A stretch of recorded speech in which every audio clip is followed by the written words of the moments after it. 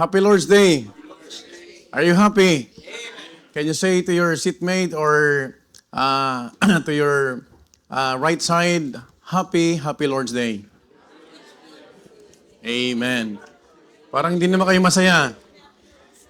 You know what? There's always a reason for us to be happy because God is always with us and He's the one who is sustaining us. So this morning, we'll have another series of lessons. Are you excited about it? Amen. Let's remain standing as we will open our Bible. Do you have your Bible with you? Can I see that? Amen. Praise God because we have a missionary couple from Colorado. No? Faith Baptist Church together with, I forget your name again. I'm sorry. Brenda? Okay, let's give a big hand for them again. Amen. Praise God for our Brother Webb, because it's the website who invited them. Anyway, let's open our Bible in the book of 1 Samuel, chapter 18, beginning from verse 1 down to verse 4. It is only 4 verses, as we will have a responsive reading from verse 1, and then when we reach verse 4, we will read all together. Can I hear amen?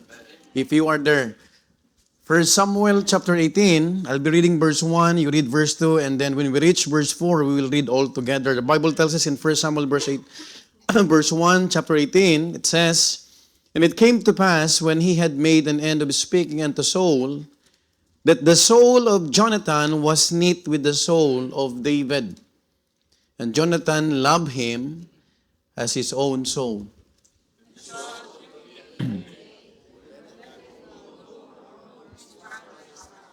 Verse 3, "Then Jonathan and David made a covenant because he loved him as his own soul." All together now read. "Jonathan stripped himself of the robe that was upon him and gave it to David, and his garments, even to his sword, and to his bow, and to his girdle." Title of our series lesson, I entitled this, Bible Case Files. Bible Case Files. Let's go to the Lord in prayer. As we bow heads and close our eyes, we'll pray. Father God in heaven, what a blessing, Lord, to be in your house. Once again, Lord, we are so grateful for what you have extended to us for the past few days, that you have protected us, for providing our needs, and even, Lord, giving us this joy in our hearts to know you more, to worship you in spirit and truth. O God, if there are sins that we have committed, Lord, that could hinder our study, please be the one, Lord, to sanctify us through the blood of the Lord Jesus Christ. Cleanse us, O Father, and help us, Lord, to have a tender heart as we ponder this lesson, Lord. Thank you, Father, for the visitors that we have, both online and on-site, as we ask the Holy Spirit, Lord, to work in our midst. And if there's anyone, Lord, who needs to be born again in a Bible way, please continue to touch one's heart and help us, Lord, to be sensitive to your word, and help us, Lord, to apply the lessons, the principles, the spiritual truths that we could learn from this Sunday school service, oh Father. Thank you once again, Father. We ask all these things in the mighty name of the Lord Jesus Christ. All the people say, Amen. Please be seated. Good morning. Now, as I introduce to you the new series lessons about the Bible Case Files, I believe for all the believers, we have all read Bible stories. I assume. We see heroes of faith, great leaders, patriarchs, and even people who stood out among the crowd. Now, we see names like the most famous or common to us, Abraham, also Moses, David, and even Apostle Paul. You know what? Apostle Paul is one of the great missionaries that God has been used, most especially in the part of Europe. You know what? Their lives occupy entire chapters, and their faith shaped the course of God's people. Now, this month, we will open a Sunday school series of independent stories about extraordinary people who we know about as a side character. Take note, as a side character and not as the central ones. Because we used to study those famous Bible characters, just like what I mentioned a while ago, Moses, Abraham, who else? Even in the New Testament, no? Now, take note also that in the Bible, their role seems to be just a supporting one. They're not the main character. Hindi sila yung bida. Some who stand near the spotlight but not always in the spotlight. Now, their story seems to be secondary. As I've mentioned a while ago, they're not the main characters. But God captured their lives through the lens of the Bible. That's why this is a very interesting topic. No? Now, in many ways, their lives are preserved like case files. Carefully recorded, take note about this, not by human investigators, but by God Himself. So, we'll study each character. Hindi sila yung mga maririnig natin kadalasan. Each account contains evidence of choices made, loyalties tested, and character revealed. So I'm just giving you a few backgrounds why we need to discuss these Bible case files. No, maybe this is a 3 to 4 weeks, no, for Sundays, as the Lord leads us to discuss this Sunday school series. Now, God, remember, did not record their lives accidentally. He recorded them intentionally so that we may what? Examine them, understand them, and also learn from them.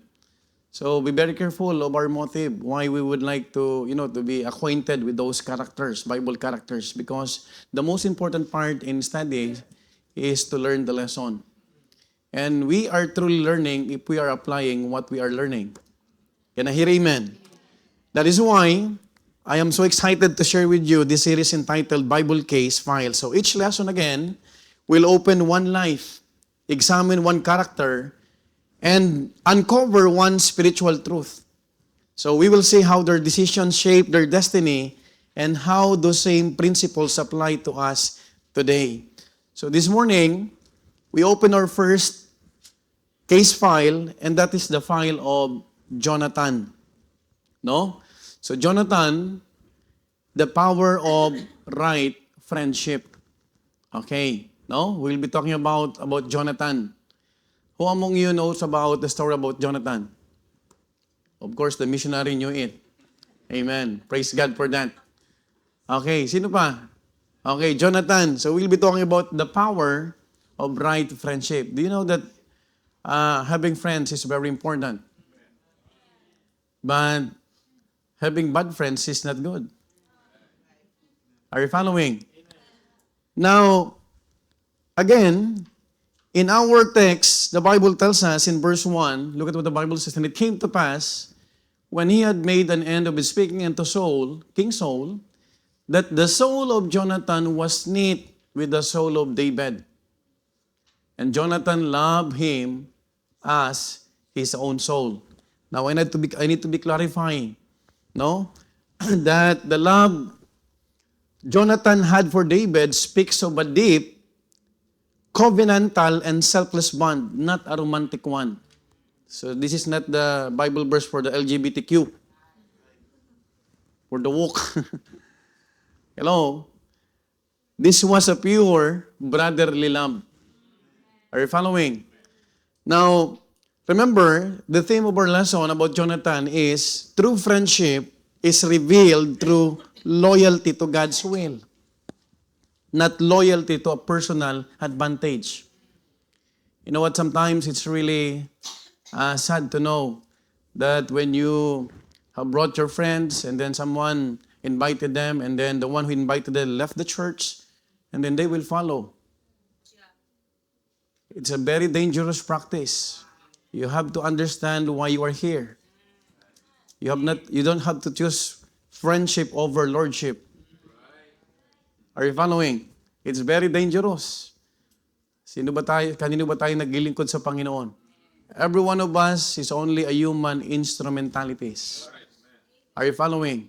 But how about if your friends are going stray? Are you also following those steps? Because if you're not careful about this, you will be what? be destroyed.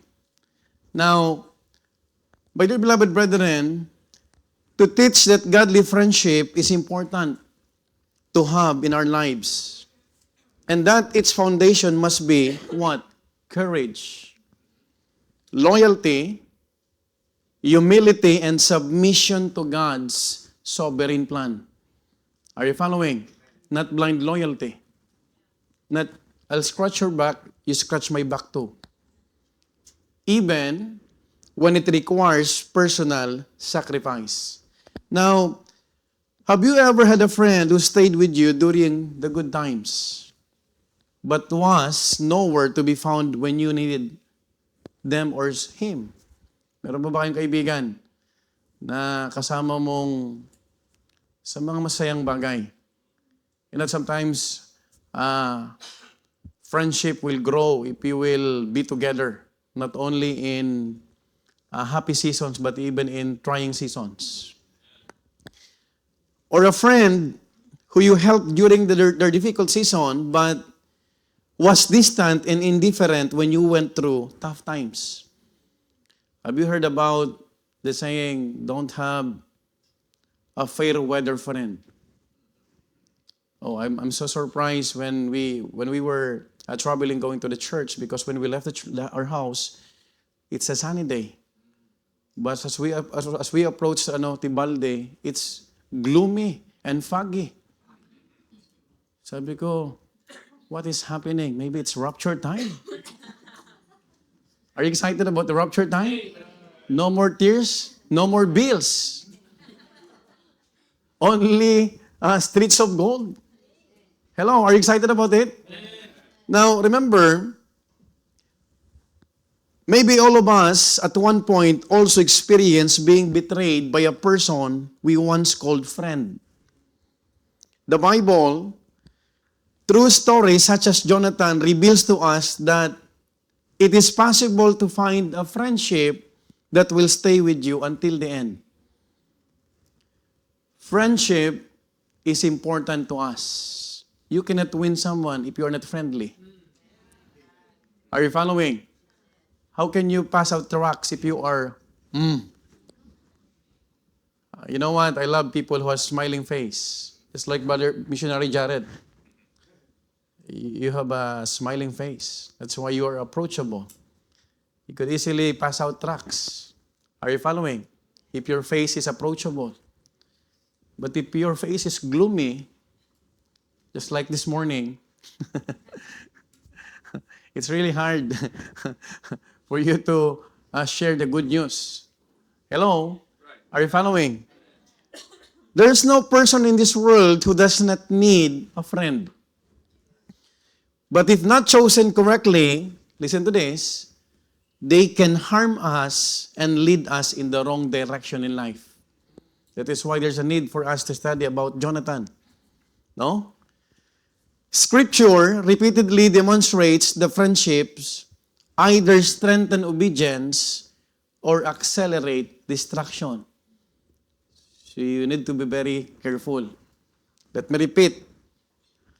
The friendships either strengthen obedience to God or accelerate distraction. I'll give you a few examples before we talk about Jonathan. You remember Rehoboam. Rehoboam lost his kingdom because he followed the counsel of wrong friends. Imagine the kingdom, the whole kingdom. Look at what the Bible says in 1 Kings chapter 12, verse 8. It's available on our screen. Can someone read that? My soul-winning partner yesterday, he was just baptized last Sunday. Brother Renante, could you please stand up and read this, since we are in the Sunday school? Could you please read that? 1 Kings chapter 12, verse 8. Please read. But the forsook the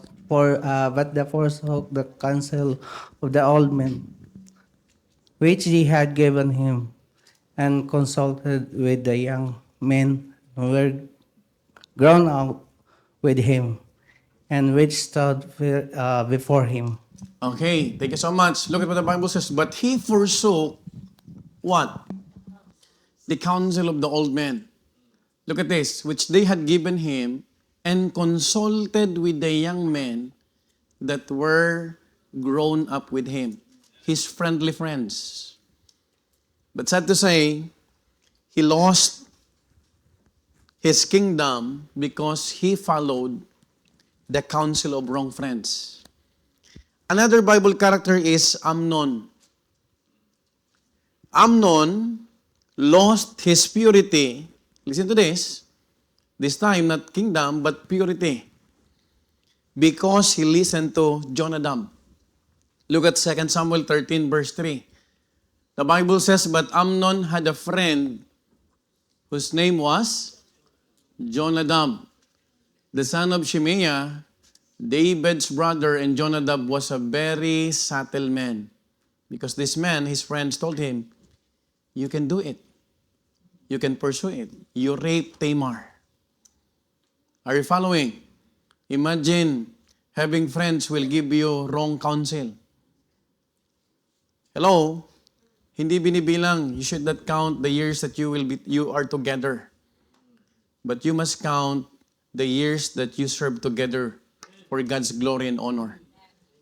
On the other hand, David was strengthened, protected, and preserved through his friendship with Jonathan. You know what? There's a power in godly friendships. And together, let us see who Jonathan is and how he was a godly friend to David. So to give you a foundational background, who is Jonathan, by the way? Jonathan, he is the son of King Saul. Are you following? The first king of Israel. Secondly, Jonathan he was also a soldier, but more than that, remember this, he was the crown prince of Israel. Because as I mentioned, he's the son of King Saul.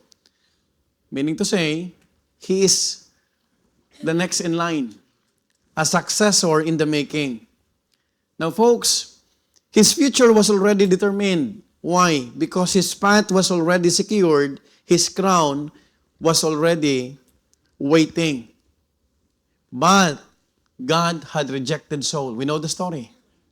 You remember 1 Samuel chapter 15, when God commanded King Saul to annihilate or utterly destroyed all the people, even the oxen, the sheep, but he spared what? Who?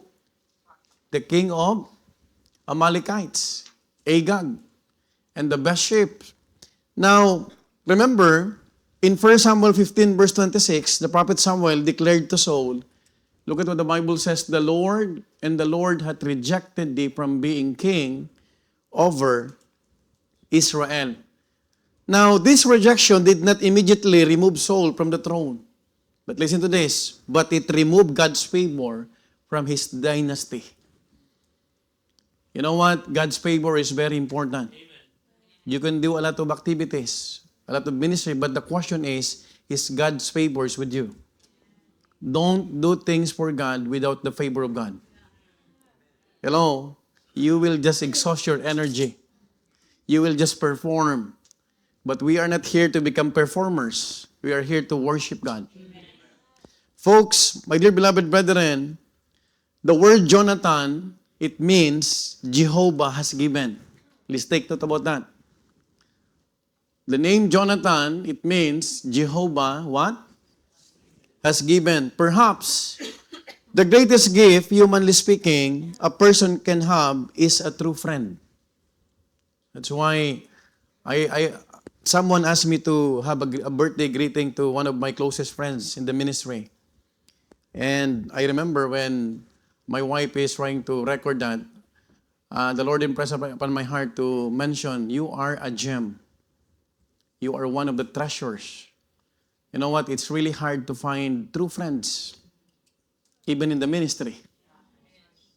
Because someone or people could only use you, but if you are always asking God's favor and God's protection, the Lord will protect you. Are you following? Now, remember, Jonathan was this kind of a true friend with David. Hence, he was truly a gift from Jehovah. Now remember also that Jonathan was courageous. In 1 Samuel 14, I would like to read quickly so that you would know more about Jonathan. 1 Samuel 14, 12 to 16.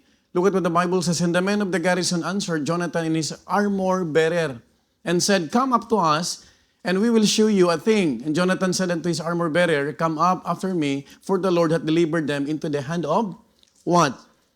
Israel. Verse 13. And Jonathan climbed up upon his hands and upon his feet, and his armor bearer after him, and they fell before Jonathan. And his armor bearer and slew after him. So not only David is a brave person, but also Jonathan. That's why it's a wrong notion. No? Ginagamit ito ng mga LGBT na merong bakla sa kanila.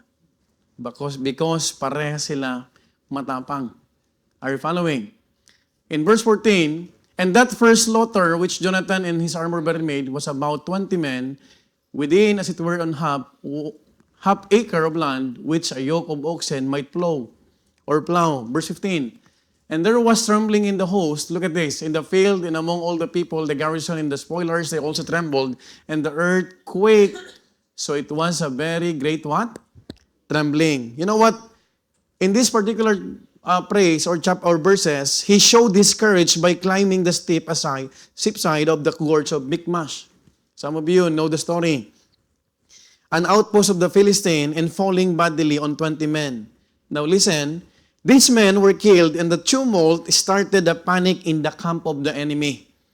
So when Saul came to attack, he found the Philistines what? Fighting against each other. So meaning to say, the battle was won because of the courage of Jonathan. Now, then, there's David, a simple man. No? Remember that the start of David, he was a shepherd, far from royalty. No? But from being a shepherd, listen to this, David became Saul's harper. And then, eventually, when he fought Goliath, because he mocked the God of Israel, he became the giant slayer. Are you following? Now, these two different people met at God's appointed time. You know what? You don't need to consume your energy to find friends. You don't need a big circle who is not true to you. Are you following? Because sometimes people they love to what? To have big circles, friends. It is as if that they will want. They will be a good person. But you know what? As a believer, kahit konti lang na kaibigan, basta totoo. Are you following? You don't need big circle. You don't need many friends. Friends with benefits. Because some are not true. When the time that you open or you confine something, your challenge or problem, they will not pray for you. That's why you better find a friend who is also a believer, who has the same faith. Hello? Are you following? You know what? The case file, number 1, Jonathan as a friend. Let's talk about case file number 1, Jonathan as a friend. Jonathan was a friend who recognized God's hand. Are you following? You need to find a godly friend who has a discernment. Hello? When God rejected King Saul, Jonathan already knew it. Are you following? If you will just read the context, the Bible. Now, in 1 Samuel 18, verse 1 to 4, in verse 1 particularly, again, the soul of Jonathan was knit with the soul of David, and Jonathan loved him as his own soul. Now listen, Jonathan immediately recognized that God's hand was upon David because he had seen the favor of God. From the harper, king's harper, who eventually, he became what? Giant slayer. And then, though David's rise threatened Jonathan's own succession to the throne, Jonathan responded not with jealousy, but with spiritual discernment. Have you remembered the flattery, the flattery words of the people around King Saul? King Saul killed thousands while David killed 10,000. And then David felt this. Oh, this is not good. This is not good. Hello? But Jonathan, he has a different what? Feeling, expression, or mentality about the success of other people. Are you following? Now, Jonathan was a friend who recognized God's hand. David had just defeated Goliath. He had gained the attention of the king, the army, and the nation. His rise introduced a new reality. What is that? One that directly affected Jonathan's future.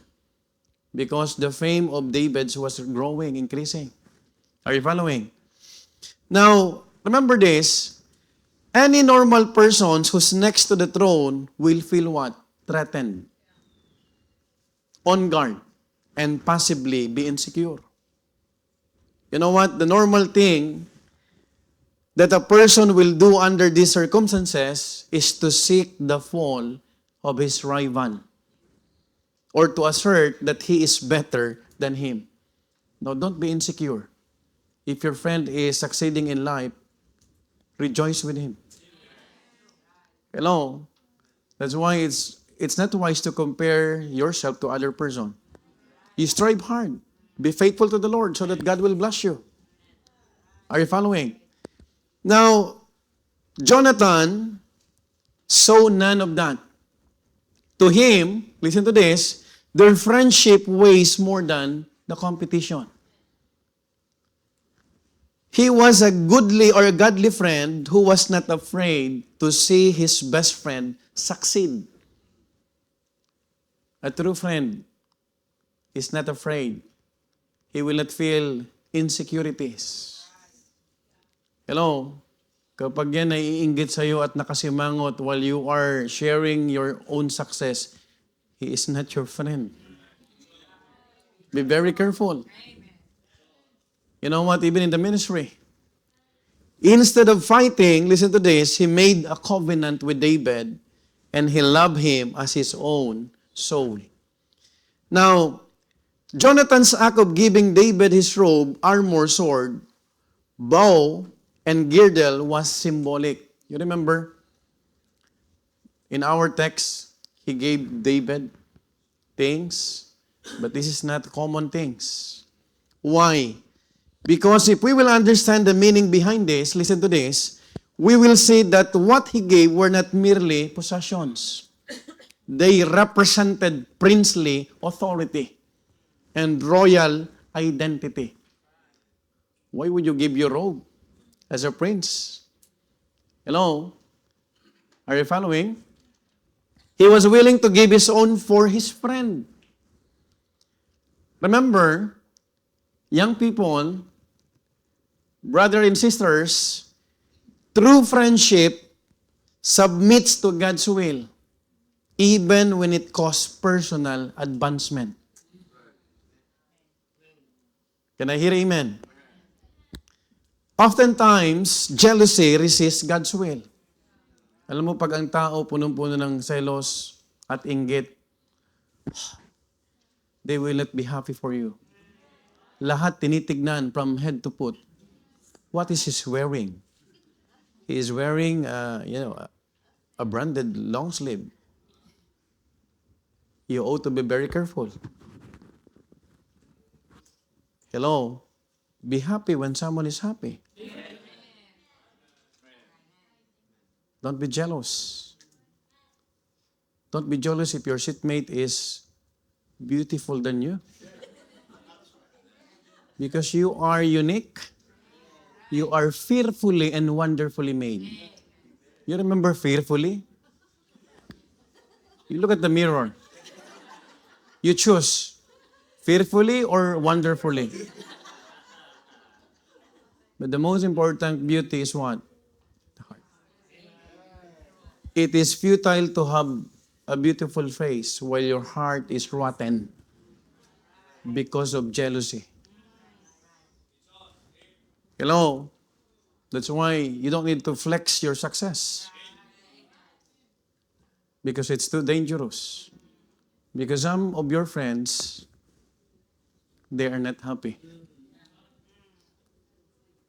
They are just waiting for you to fall. You know what? Every time a family here, just like Brother Emil, we just dedicated his new car. We're so happy. Because sometimes there are Christians, there are person or people, oh, my car is much expensive than his car. It's only a Dacia while I am driving Mercedes. That's jealousy, that's sin. Hello? Are you following?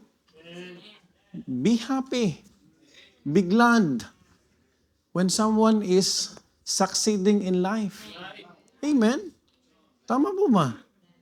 Now, a true and godly friendship is not threatened when others succeed or about to succeed. Can I hear amen? A true friend is not threatened when God blesses you. A true friend does not compete with God's work in your life. Because a true friend also does not secretly resent your growth. There are times when we are not careful about what we feel. Because as a human being, gusto natin sa atin ng spotlight. Hello? But remember this. Whatever you are doing in the Lord, you have only one audience. And that audience is He is watching over us. You don't need compliments from other people. Because compliments is also dangerous. Flattery words. That's why I do not appreciate flowery prayers. You must pray directly from your heart. Sincerely. No? In the Philippines, O Diyos na makapangyarihan sa lahat, Diyos ng langit at lupa. We know that already. But the question, are you praying also the same prayer while you are in the private room? Are you with me? Are you following? Now, instead, a true friend supports, strengthens, and rejoices in what God is doing to your life. If you have a friend who is not happy for you because you are serving God, he is not your friend. Can I hear amen? Oh, Janice, don't continue going to the church. You look at you. You're like manang. You're wearing now a skirt, a long skirt. You're like an old woman. Hello? She's not your friend. Be very careful. Because a true friend will be very happy. You know what? Not one with crab mentality. It's very famous in the Philippines. I don't know in the US. Is it also a practice in the US, crab mentality? Who will pull you down when you succeed in life because of jealousy. Not one who secretly wishes you fall. Some friends are okay in seeing you succeed only if they are more successful than you. They will enjoy talking about success if they are successful. But they won't listen to you if they fail. That's not a sign of good friendship. Are you following? Because a true friends can what? You can have a conversation even in challenges, even in success. Are you following? If your friend is not happy to what you are sharing, you know what, BFF? The Lord bless me. Oh, forget about it. Do you know I'm discouraged? But be also sensitive. Hello? When your friend is, struggling, just be sensitive also. How can you share your success if he is shedding tears? If he is grieving because someone lost his family? Be sensitive also. Because sometimes you're not sharing, you are boasting. Are you with me? Sharing and boasting are two different things. I hope we're learning something about Jonathan and David. Now, some friends will give, but only when it won't cost them much. But Jonathan gave David literally his all. Imagine his own sword. He gave it to what? To David. His own robe. And this is not an ordinary things. You know what? Before wanting a friend like Jonathan, you must pray. We must also ask ourselves honestly. Number one, are we the kind of friend who supports others when they succeed? Sometimes you only want to treat us good, but we are not good treating other people. Secondly, are we the kind of friend who becomes distant when they advance? So, ibig sabihin, we need to understand this morning that a godly friend is one who builds up and strengthens, not one who destroys and pulls down. I thank God because God gave me a best friend. Her name is Agnes, my ex-girlfriend. And eventually my own wife. Only wife. Only one wife. Amen? I'm always asking her, if I die, are you gonna marry? Of course. Not. Hello? Sarap may kaibigan. You know what? You don't need to pretend. If you have a true friend, a best friend, you can share anything. Amen? But what is the level of your friendship? Minsan yung friendship, merong level yan eh. Right? Anong level na ba yung friendship nyo? Be very careful because a godly friendship, you should what? Discuss godly concerns. Not gossips. Gospel. Can I hear amen? Not news, fake news, but those things that can edify one another. Amen? Imagine you were there for 30 to 1 hour just discussing politics. Sometimes it makes no sense because it will not edify your what? Spiritual life. Amen? There's a time for everything. I'm not saying that you will talk about everything about the Bible. You know what? Godly friendship told pastor that we must discuss about the Bible. That's not true also. Hello? But there should be what always? Prayer. You know what, brother? Can I pray for you? Can you pray for me? Hello? And one thing that I've learned in the ministry, when you have a genuine friends, they're the ones who's praying for you. Not only in success, but even in the struggles in the ministry. Number 2, let's talk about Jonathan was a friend who stood for right despite personal risk. In 1 Samuel 19, verse 1 to 7, if I may read quickly, and Saul spake to Jonathan his son and to all his servants that they should kill David. Because in this time, the insecurities of King Saul was so high. Verse 2,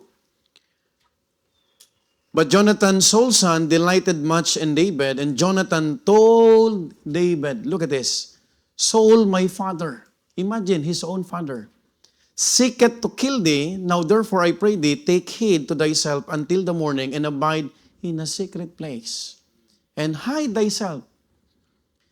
Verse 3, and I will go out and stand beside my father in the field where thou art, and I will commune with my father of thee, and what I say that I will tell thee. Some people say, he's not a good friend because he betrayed his own father. Are you sure? Look at verse 4. And Jonathan spake good of David unto Saul his father, and said unto him, let not the king sin against his servant, against David, because he hath not sinned against thee, and because his works have been to thee ward very good. Look at verse 5. For he did put his life in his hand. Remember Goliath. And slew the Philistine, the champion of the Philistine. And the Lord wrought a great salvation for all Israel. And the one who benefits this battle is all of us. Look at this. Thou sawest it. Yes, you have seen it. And didst rejoice. Wherefore then wilt thou sin against innocent blood to slay David without a cause? So this is not betrayal. Hello? You are not betraying your friends if you are telling the truth. Especially if your friend or your young people, best friend, is going astray. Don't have a guilt feeling. Guilt is from the devil. It's not from the Lord. Hello, young people, if your BFF or your best friend in your church is going astray, don't hide it, don't cover it. He that covereth sin shall not what? Prosper. You are not betraying someone. Young people, are you listening? If you are telling the truth out of concern. Can I hear amen? Nakita mo na yung young people mo doon, may ka-date. Hindi mo pa sasabihin kay pastor. Yung ginagawa nun, dapat nag-aaral yun. Are you following? Are you with me? That's not betrayal. The definition of the world is not the same, the definition of the Lord. We have the Word of God, the standard, the basis of our faith and practices. That is why we need to learn things. That's the reason why it's always a good thing to what? To revisit or visit what? Bible stories. Because we could learn, we could grasp principles. Right. Amen po ba? And we could apply it in our daily lives. Because nowadays, it's very dangerous. I will not tell. No. Let them know. Let pastor know. Anong gusto mo? Mapapahamak na yung kapatid mo sa Panginoon? Are you with me? You are not a true friend. Because a true friend should what? Should have concern. And genuine concern will always tell the truth. Amen?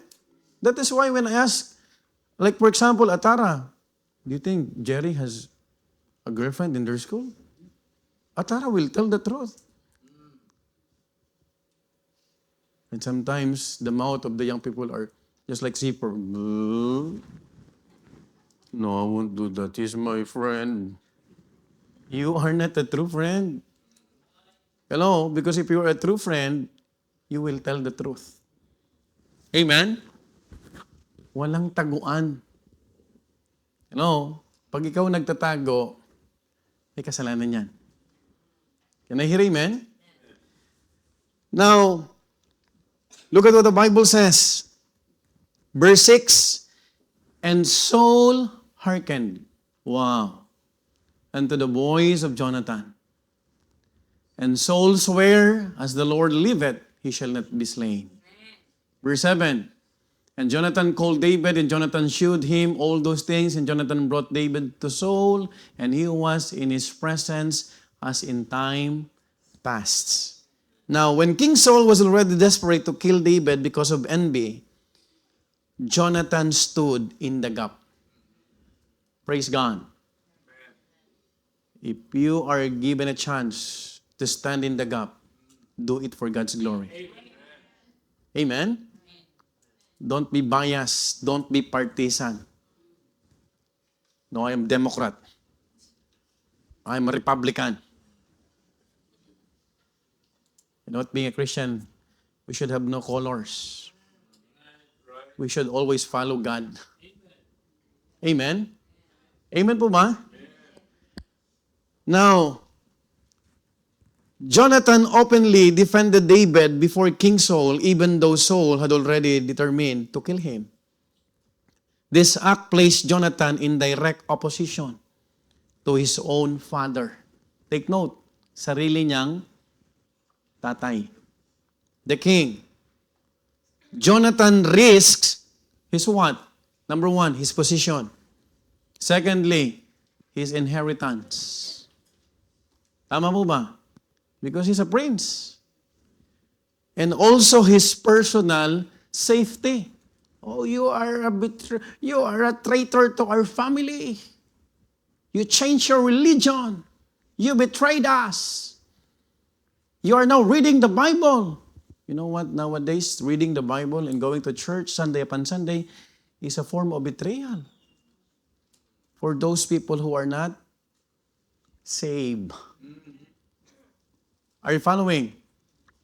Now, also his relationship with his father. Of course, if Saul will know everything, he will be mad, even to his own son. Not only because David was his friend, listen to this, Jonathan did not do it because he's a friend of David, but because David was faultless. Can I hear amen? Now, folks, what we could learn from this, true friendship is proven when loyalty requires sacrifice. Many friendship exists only within the boundaries of comfort. Jonathan's loyalty extended into what? Danger. Sometimes, you'll need to what? To make a sacrifice para malaman yung katotohanan. You know what? His allegiance was not blind loyalty to family, it was righteous loyalty to God's will. We have to determine what blind loyalty and what true loyalty is. Instead, he spoke for David in David's absence, not just in David's presence. This is the mark of true friendship. You want to know the marks of true friendship? You study the story, the life of David and Jonathan. Anyone can stand beside you when it is safe, but keep quiet when it will cost them something. Hello? Be very careful. He was not a double-faced friend. Instead, he is the kind of friend who will speak good about you in absence, not just in your presence. Hello? You know what? It's really hard to listen to someone who is always commending you when you are around. But they cannot tell the truth when you are not around. Oh, Pastor, I cannot do that because I don't want to offend someone. You are offending God. When you are hiding truth, you may not offend your friend, but you are offending God. Because Jesus Christ says, I am the way, the truth, and the life. No man can come unto my Father but by me. Now, folks, we have to remember, many friendships today are strong in your presence, but weak in your absence. They build you up when you are near, but allow others to tear you down when you are not there. There was never a time in my life as a pastor here that when I heard someone who is bad-mouthing you, Sir, Ma'am, if you are telling the truth, would you like me to ask our member? Let's sit down and you discuss it in front of her. Because it's not good to talk to someone who is not around. How about you? Do you know that your pastor is protecting you? There was never in my life as a pastor na pinayagan ko ang tao na may nagsasabi ng masama sa inyo, na wala kayong alam. You have no idea. But how about you? I'm not saying you will protect your pastor. I don't need your protection. God is my protector. You don't need to protect yourself. But never allow someone to badmouth, especially the testimony of the church. But if you are listening with, oo nga, ganun nga, oo. Hello? You are committing sin before the Lord. Hello? Are you following? Maganda sa harap, kahit sa talikod, iisa ang sinasabi mo. Hello? Are we learning? Why is it you're serious? Hello? Bible case files. Are you enjoying? Or enduring? They protect their comfort instead of protecting your character. But a godly friend is different. Why? A godly friend will defend you when you are misunderstood. Brother, that's not true. I knew it. I know it. That's not true. You are accusing that person. That's not true. Because I know the whole story. If you know the story. But if you don't know, I will pray for you. I would advise you to better talk to that person directly. Can I hear amen? Tama po ba? Tama po ba? Now, a godly friend also will stand for truth when others speak falsely. A godly friend will not remain silent when silence becomes betrayal. Imagine Jonathan, he spoke to his own father. Father, don't commit sin. David was faultless.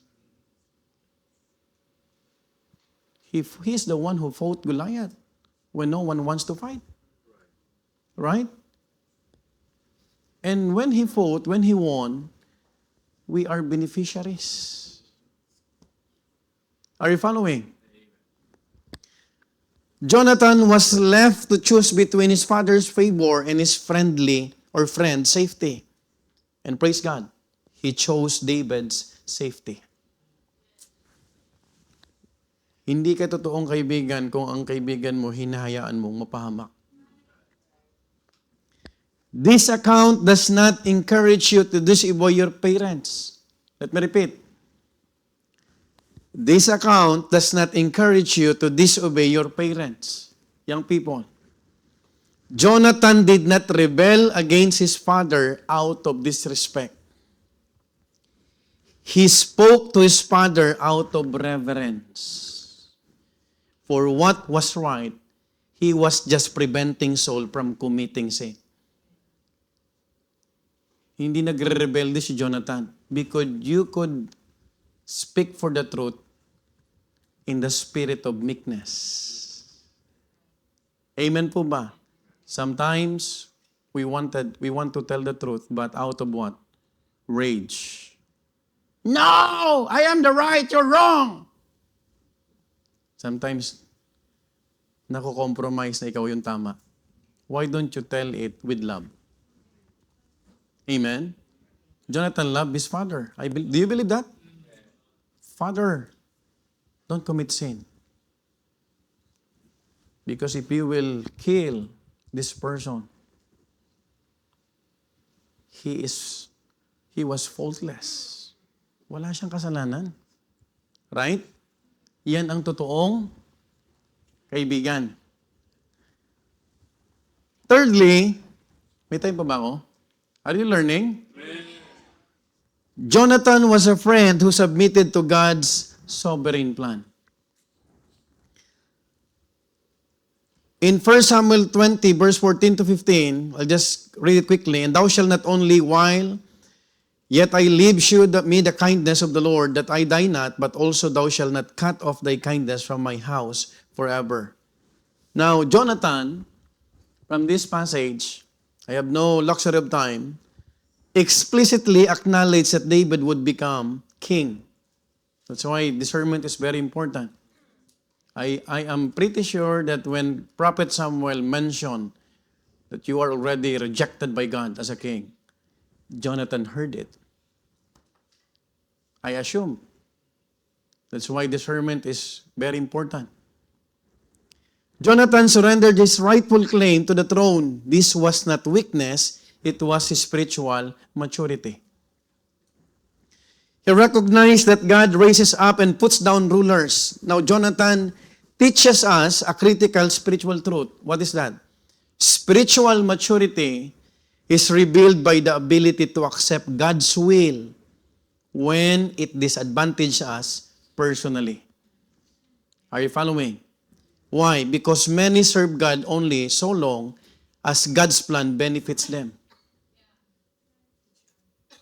Don't stay in a church because you are benefiting from the church. You stay because you are growing.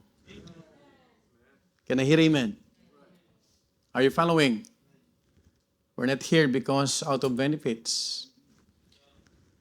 Jonathan served God even when it replaced him. By the way, I am so thankful to the Lord when I read this passage.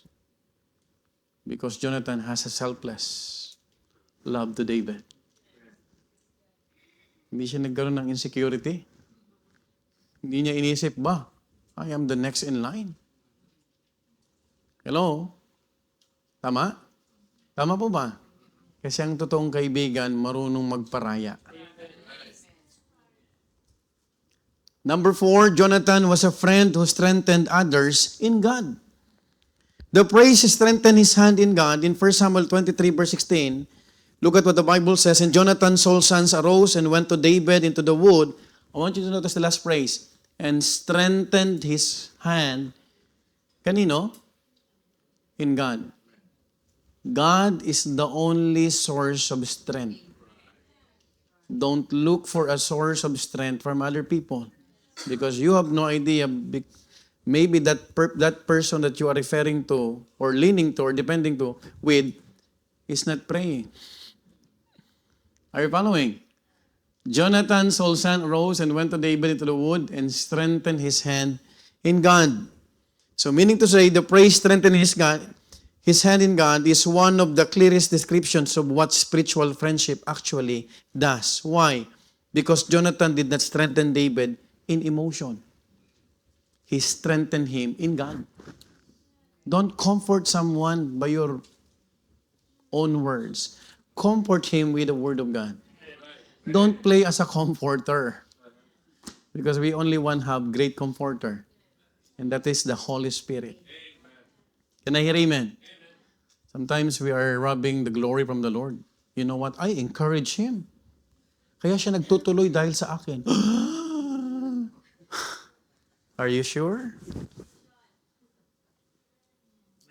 Nagtutuloy siya dahil na-encourage siya ng salita ng Diyos. Amen? Amen po ba? Amen po ba? Ba't ko kunti nag-amen sa likod? We can continue serving God. It's not because our friends, our brother or sister encourage us. Of course, God has many human instrumentalities. But the best comfort is always from the Word of God. Amen? You stay because I'm still staying. You live when I live also. But do you know, if that person will also live, you have accountability. Pagdating sa bima judgment, kita lahat. It's very dangerous that a person will choose friendship over lordship. Amen? I'm not here because my wife is here. Brother John Monte is not here because we're siblings. We're all here because we want to worship God. But they are my friends. Masarap sa pamilya na para kayong magkakaibigan. Amen? Amen po ba? To strengthen someone's hand means to restore their courage, renew their resolve, and enable them to continue forward. The distinction is critical. Why? Because worldly friendships strengthen fleshly confidence, while godly friendships strengthen spiritual confidence. Jonathan reminded David of God's promises, God's calling, and God's faithfulness. What a blessing. When you are encouraging someone, Brad, you're already a saved person. Do you know that God promised us that we can be an overcomer? Wow. Amen? You will encourage Brother Ray. Brother Ray, just keep on. Keep on. Brother Liban. Amen? Brother Art, keep on kahit you fail. There's another batch. Try and try because God will help you. Just be faithful to the Lord. Nag-fail na. Buti nga sa'yo. Walang ganon. Amen? Pag nag-fail na, we try to extend our hand. Brother, I am praying for you. What a blessing. You know, Brother Art went to Famagusta just to pass out tracts. He's not facing the camera. He's always like this because he's too shy. He wants to keep it secret because that is a very special or rare occasion in his life. No, I'm just kidding. You know what? True friends do not merely comfort, they strengthen faith. They point each other back to God. Lastly, Jonathan's life reveals the cost and legacy of true friendship. Are you learning? Are you enjoying? David's lament reveals the depth of Jonathan's impact. I'd like to read just one verse, 2 Samuel 1:26. The Bible tells us, I am distressed for thee, my brother Jonathan, very pleasant hast thou been unto me. Thy love to me was wonderful, passing the love of women. Imagine that. What a love, brotherly love. Amen? Jonathan's influence extended beyond his lifetime. Even after Jonathan's death, David honored his covenant by showing kindness to Mephibosheth. Remember Mephibosheth? I'd like to read verse 1 only and 6 to 7 because we have no more time. The Bible says in 2 Samuel, chapter 9, verse 1, and David said, is there yet any that is left of the house of Saul? During this time, David is the one who is reigning the kingdom. That I may show him kindness. I want you to notice this. For what? For who? For Jonathan's sake. Verse 6 and 7. Now when Mephibosheth, the son of Jonathan, the son of Saul, was come unto David, he fell on his face and did what? Reverence. Respect. And David said, Mephibosheth, and he answered, behold thy servant. Verse 7. And David said unto him, fear not, for I will surely shew thee kindness for Jonathan, thy father's sake, and will restore thee all the land of Saul, thy father. And thou shalt eat bread at my table continually. Folks, you ought to understand this, the principle, sowing and reaping. Whatsoever a man soweth, so shall he reap. When Jonathan gave his robe, his sword, his own armor, look at what happened. Look at what happened. David told Mephibosheth, for Jonathan's sake, you're gonna eat with us. You're gonna enjoy the food that we are enjoying. For Jonathan's sake. That's true friendship. Amen po ba? Ang totoong kaibigan, hindi pag nandito ka lang. Pag down ka. Ang pastor nyo, hindi lang nyo pastor pag nandito ang pastor nyo. Pastor mo pa rin siya kapag kahit nandito siya. Because if you will treat me as a pastor because I am here, it's really hard to shepherd wolves. I am called to shepherd sheep, not wolves. Because wolves are this. when there's an opportunity, he will attack. Are you following? Mephibosheth was so grateful and thankful because he was remembered. Sa nagsimula, friendship. Amen? True friendship leaves a lasting spiritual legacy. Jonathan never sat on the throne, but his faithfulness preserved the man who did. What a blessing. His influence shaped the future of Israel. You know what? As I end, every person will either be strengthened or weakened by his friendship. Tell me who your friends are, and I will tell you who you are. That's a saying. Amen?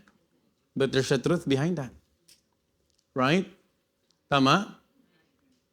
If your friends are godly, just like Sister Florlano, you will love souls. Pero mo, libre kape. Basta may kaluluwa. Amen po ma? Sister Telma yesterday, he was so very happy because we went to Cadorna Station just to pass out tracks, brother.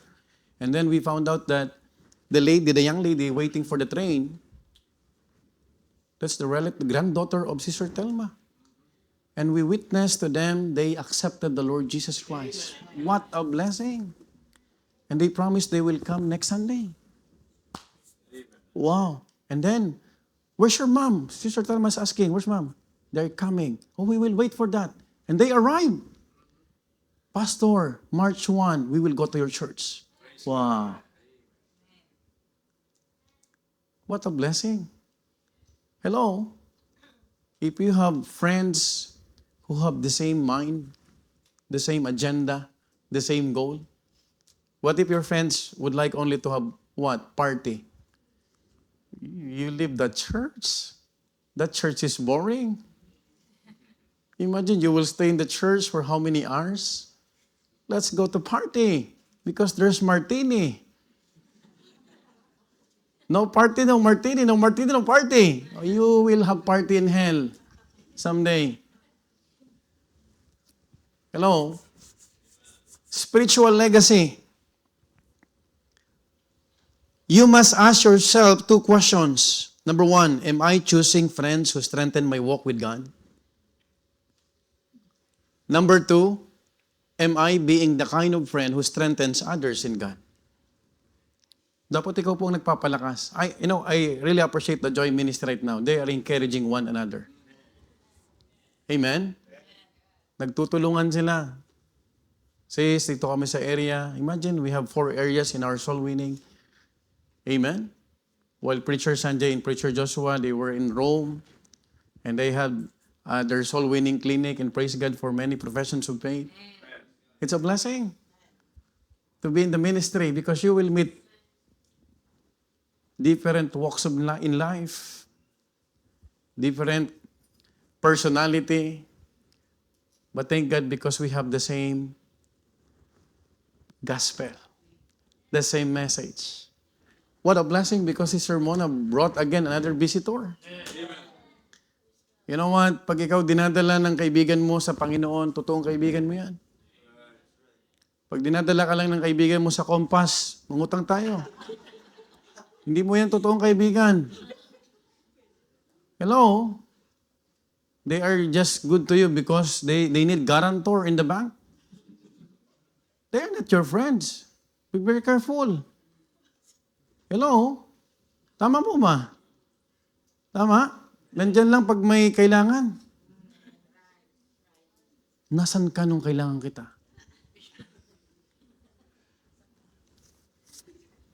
Jonathan teaches that true greatness is not measured by position but by faithfulness. He never wore the crown, listen to this, but he pleased the one who gives the crowns. What a blessing. In Proverbs 18:24, if I may read, a man that hath friends must show himself friendly. And there's a friend that sticketh closer than a brother. My dear beloved visitors, both online and on-site, do you know that Jesus called his disciples friends? Look at what the Bible says in John 15:13-15. I'm about to close. Greater love hath no man than this, that a man laid down his life for his friends. Look at this. This is one of my favorite. Ye are my friends if you do whatsoever I command you. Wow. If we are doing the will of God, Jesus Christ is our true friend. I have a friend, the King of Kings. What a blessing. Brother Ray, you have a friend. He's very powerful. Powerful than Trump, the president of this.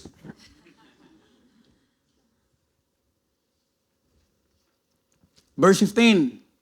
Henceforth I call you not servants, for the servant knoweth not what his Lord doeth. But I have called you friends. Take note, plural. For all things that I have heard of my Father, I have made known unto you. What a blessing. And you know what? The most important part, he sticks closer than a brother, even unto death. Even unto death. No one can do it. Look at Romans 5:8. But God proveth, commended, that's the meaning of commended, his love toward us, and that while we were yet sinners, Christ died for us. Can anyone will do that? You will be the one to suffer the judgment because of your friend's sin? No one would like to do it. Only Jesus Christ. He's a true friend. Earthly friends may fail, but Christ never leaves nor forsakes. Hebrews 13:5. Let your conversation, moderation, manner of life be without covetousness. And be content with such things as ye have. Godliness with contentment is a great gain. For he hath said, I will never leave thee, nor forsake thee. Who is I? The singular I. It's Jesus. Jesus will never leave us, nor forsake us. For those visitors that we have, I hope that before you leave this building, you will have a genuine relationship with the Lord Jesus Christ. Because He can be your friends, and He can also be your one. The Savior first. We need Savior. And the only one who could save you is Jesus. Not having a religion, not having a denomination, not by good works. Only the blood of Jesus can wash your sins. And if you will do that, you will repent of your sin, accept Jesus Christ as your Lord and personal Savior. You will have a genuine relationship with Him. That's the only time you can be friends with Jesus. But make sure that you truly understand God is giving us many chances for us to realize that without God, we can do nothing. I hope we learned something this morning. Do you have any question? Do you have time?